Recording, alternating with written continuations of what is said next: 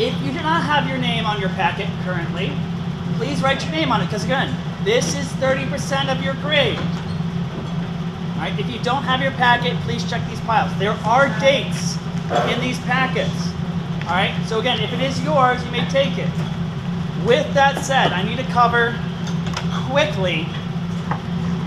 We're going to cover steps 14 through 17 today, and then I'm actually going to give everyone planer training. So big green over there is going to be our training level today. We're going to go over how to use a planer correctly. Because again, if you're making your footsteps, top or bottom, you're going to need to use the planer to clean up your thin strips of wood. Because again, sometimes your strips are so thin, we can't use the jointer to clean them up. Does that make sense to everyone? All right. So with that said, one side piece out of the clamps. Some of you may notice you might have some leftover glue. Right? The way we're going to address it is we're going to take what's called a bench dog, this T-shaped thing here, which is in the bottom left of the door. You're going to plop it on the table. Take your piece. Lock it between the tabs. So again, on the back of each clamp, there's this raisable tab. All right? I'm going to raise the tab and lock the piece down. Now, I'm going to use a scraper. So one thing I should not see right now is a chisel. The reason why a chisel's not a good idea is if I go to chisel this, I'm going to dig into my piece and ruin my side. So again, we're going to use either a two-hand scraper or a one-hand scraper. I'm going to draw towards myself.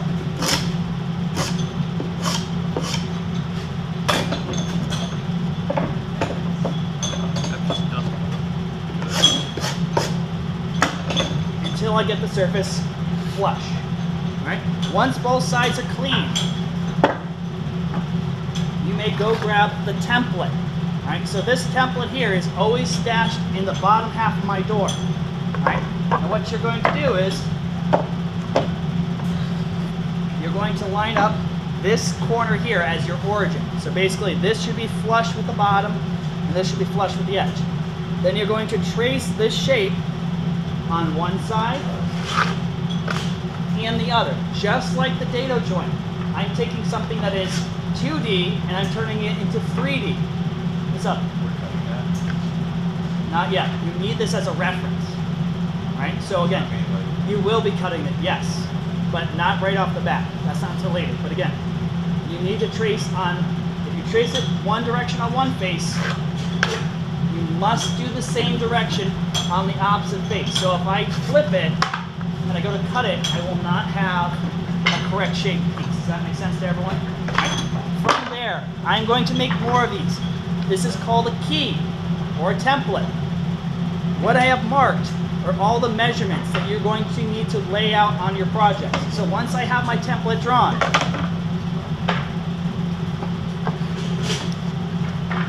this bottom dado is going to be drawn at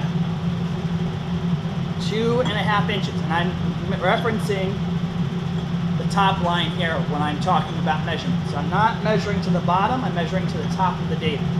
The second one, the middle dado here, that's at 4.5 inches. So I measure from the bottom end of my piece up 4.5 inches. Over to my left is my 3/4 dado. So from the edge grain, I'm going to measure in 3/4 and mark a line all the way down. The reason why we need these reference marks.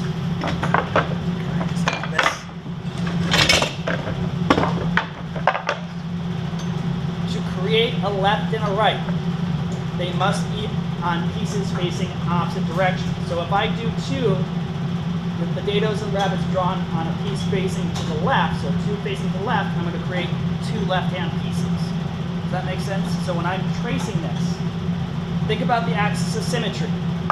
If I can take your templates and split them open, I should have one on my left that is the correct measurements, and I should have one on my right with the correct measurements.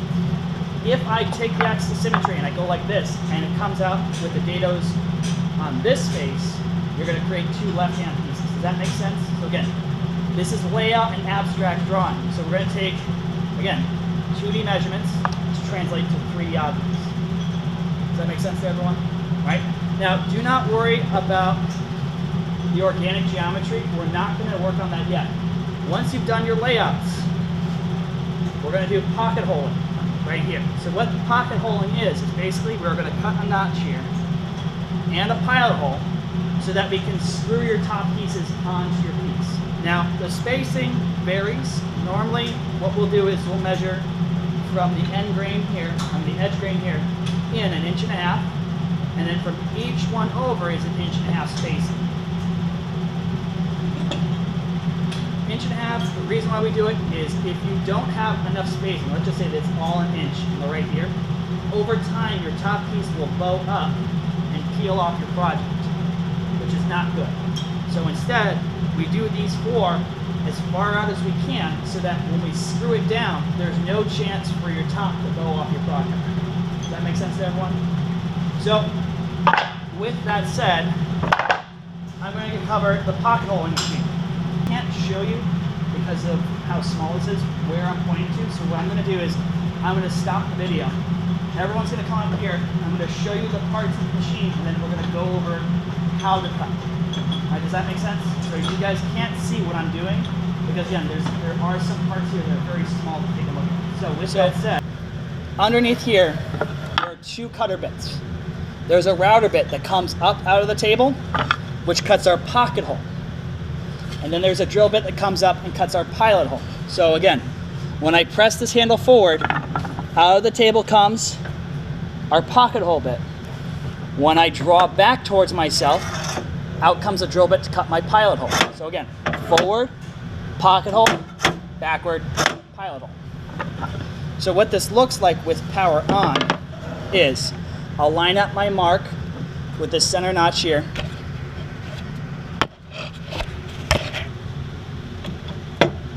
Clamp down my workpiece. Again, it needs to cam over. If it does not cam over, what's going to happen, just like the biscuit machine, once I bring that router bit to bear, it will shoot out to the right, and it will cut a beautiful line through your piece. So again, make sure it's clamped down nice and tight so it doesn't go anywhere. You shouldn't be able to pull this off the machine. All right?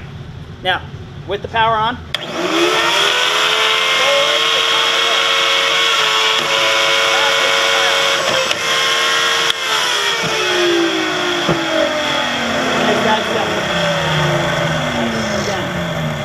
this is a professional machine, so we use this for mass production. You'll find this in cabinet shops. Rarely will you see someone who does hobby woodworking have this, because this is kind of an expensive machine. But again, the reason we like pocket holes is, let's just say I need to put a butt joint up here, but I need a strong butt joint.